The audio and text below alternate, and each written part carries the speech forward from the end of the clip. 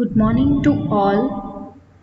In previous lecture, we have already seen what is cation, the types of cation, open cation and box cation. In today's session, we will see what is pneumatic cation and how it is operating. So my question is थोड़ा सा एक revise करते हैं तो जो कैशन है वो कौन सा टॉपिक है, वो टॉपिक कहाँ से आया। डीप फाउंडेशन में there are main 3 types.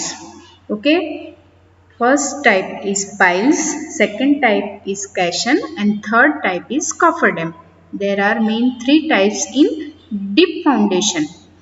Piles हमने ऑलरेडी देख लिया है, पूरा पढ़ लिया है।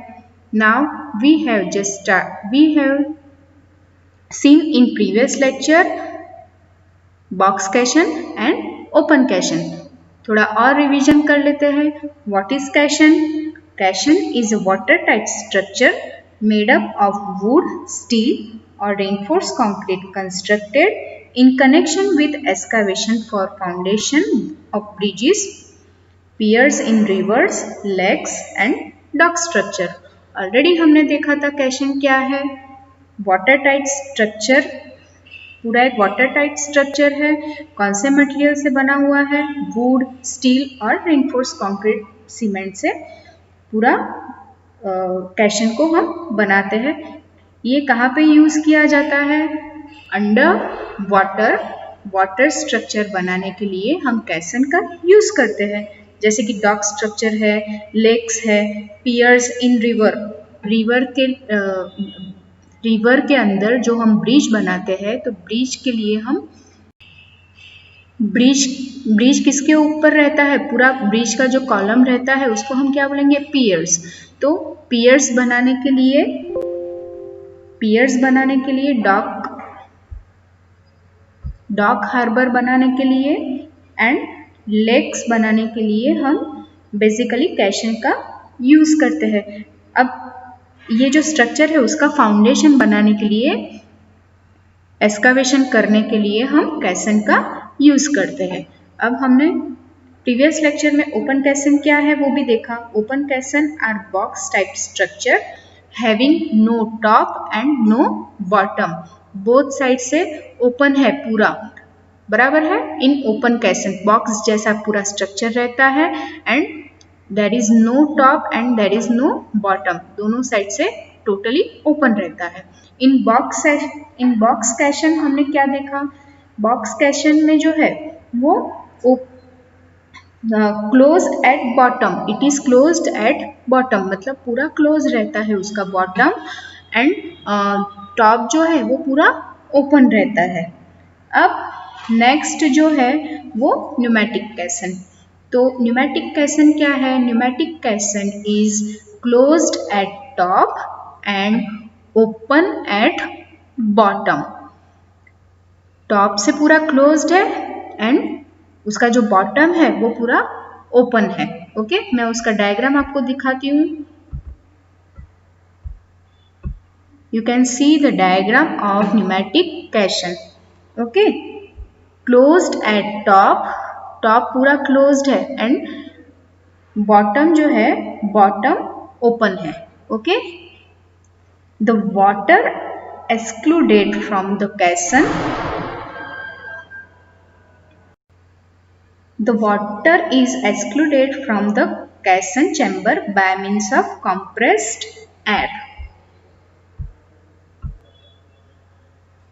The water is excluded from the caisson chamber by means of compressed air.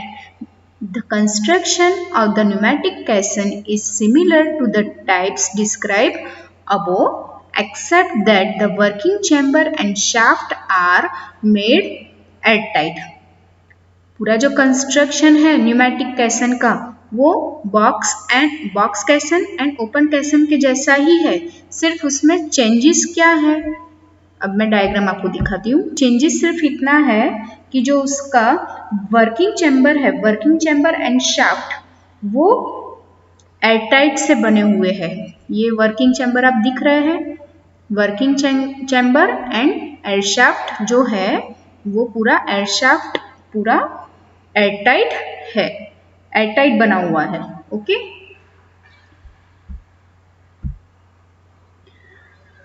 in order that the workman may carry out excavation work underneath the caisson and the water may not find its way inside from below.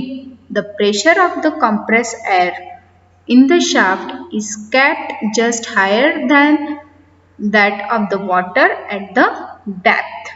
Each caisson has 2 airlocks. Workman जो है वो क्या करेंगे, कैशन में excavation work के लिए जाएंगे। कहाँ से जाएंगे, लेकिन जो वाटर है, वाटर में not find its way inside from below. Water जो है उसका वाटर नीचे से पूरा अंदर नहीं आ सकता। क्यों नहीं आ सकता? The pressure of the compress air in the shaft is kept just higher than that of the water at the depth. अब जो प्रेशर है, प्रेशर कंप्रेस एयर का जो प्रेशर है जो शाफ्ट के थ्रू आ रही है, कंप्रेस एयर शाफ्ट के थ्रू एयर शाफ्ट के थ्रू जो कंप्रेस एयर अंदर आ रही है, तो उसका ही प्रेशर इतना है कि वाटर के डेप्थ से तो ज्यादा उसका ही प्रेशर इतना है कि वाटर नीचे से अंदर नहीं आ सकता। फिर से मैं बता रही हूँ, ये जो एयर शाफ्ट है, एयर शाफ्ट के थ्रू क्या दे रहे हैं, एयर शाफ्ट के थ्रू हम कंप्रेस एयर दे रहे हैं। कंप्रेस एयर इसलिए दे रहे हैं क्योंकि एक प्रेशर डेवलप करना पड़ता है, ताकि वो प्रेशर इतना होना चाहिए न्यूमेटिक कैशन का कि वाटर डेप्थ से वो जो प्रेशर आ रहा है, तो वो प्रेशर के कारण नीचे से पूरा पानी अंदर ना आ पाए। क्योंकि नीचे से क्यों पानी आएगा, क्योंकि नीचे से पूरा ये जो बॉटम साइड है वो क्या है, पूरा ओपन है न्यूमेटिक कैशन में, एंड ये जो टॉप है, तो टॉप क्या है, वो क्लोज्ड है।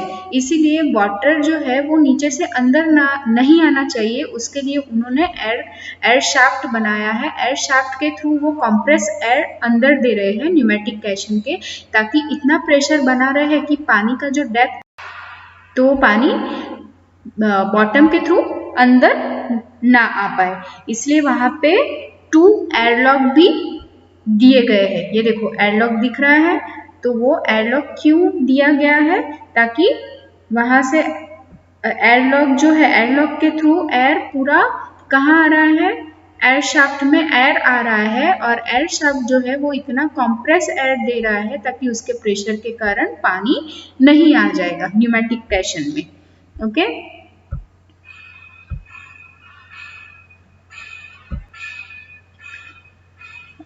through one airlock, workmen go down for working, while through the other excavated material is taken out. ये जो एयरलॉक है, 2 एयरलॉक अभी मैंने आपको जो दिखा है, तो वहां से क्या कर सकते हैं, वहां से जो वर्कमैन है, वर्कमैन क्या करेंगे, डायरेक्टली सीधा अंदर आ जाएंगे। ये इधर से डायरेक्टली अंदर आ जाएंगे, एंड पूरा जो एक्सकावेशन है वो excavation and while through the other excavated material is taken out. तो यहाँ से वर्कमैन अंदर आके पूरा नीचे एक्सकावेशन कर सकता है। ये एयरलॉक के थ्रू डायरेक्ट नीचे आएगा और नीचे आने के बाद पूरा एक्सकावेशन करेगा, right. In airlock essentially consist of a steel chamber having 2 airtight doors.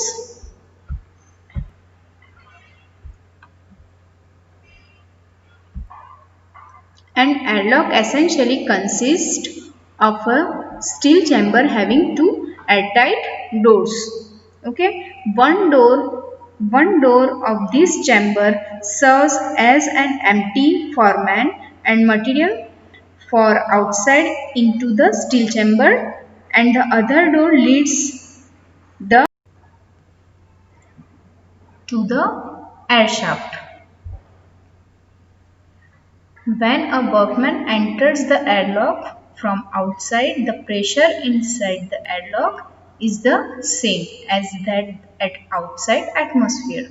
Thereafter, the outside door is closed and the pressure inside the airlock is raised slowly. When the pressure inside the airlock becomes equal to the pressure in the caisson, the door of the airlock which leads to the airshaft is open and the workman goes down the airshaft with the help of a ladder installed therein. Exactly reverse procedure is followed when the workman comes out of the caisson. Airshaft provides means of access for the worker from airlock down to the working chamber. This method of providing foundation is complicated, expensive and very slow. However, in places where it is rather difficult to use bulky equipment required to the alternative method, pneumatic caissons appear to the only choice. The chief advantage of this method is that entire operation of sinking the caisson can be carried out under controlled conditions. This method provides better facilities for removing obstruction, inspection of work and concreting a foundation bed. This type of caisson is suitable for depth ranging from 25 meter to 40 meter. At higher depths, the persons working inside the caisson for sinking operation are liable to get caisson disease. जैसे आपने देखा कि जब workman airlock के through enter हो रहा है from outside, the pressure inside the airlock is the same pressure जो है इनसाइड का एयरलॉक जब अंदर एक देखो एक दो एयरलॉक है, एक तो एक अंदर है और एक बाहर है। तो जब वर्कमैन जब अंदर एंटर हो रहा है तो उस तब क्या हो रहा है, तब प्रेशर तो उतना ही है जितना बाहर था और वर्कमैन जब अंदर जा रहा है तब प्रेशर उतना ही है, अंदर भी उतना ही है। एटमॉस्फेयर का भी आउटसाइड में एटमॉस्फेयर का भी प्रेशर है, ठीक है। There after the outside door is closed and the pressure inside the airlock is raised slowly. When the pressure inside the airlock becomes equal to the pressure in the caisson, the door of the airlock which leads to the airshaft is open and the workman goes down the airshaft with the help of a ladder installed therein. मतलब जैसे workman जा रहा है अंदर बराबर, तो अंदर कैसे जाएगा, वो प्रेशर ही इतना है, इनसाइड भी उतना प्रेशर है एयरलॉक के कारण एंड आउटसाइड भी उतना ही प्रेशर है, बराबर है। तो वर्कमैन जाएगा कैसे, तो the door of the airlock which leads to the airshaft is open and the workman goes down the airshaft with the help of a ladder install therein. Ladder install किए रहते हैं तो उसके थ्रू क्या हो सकता है, वर्कमैन जो है वो इजीली न्यूमेटिक कैशन में जा सकते हैं, बराबर है। This method of providing foundation is complicated, expensive and very slow.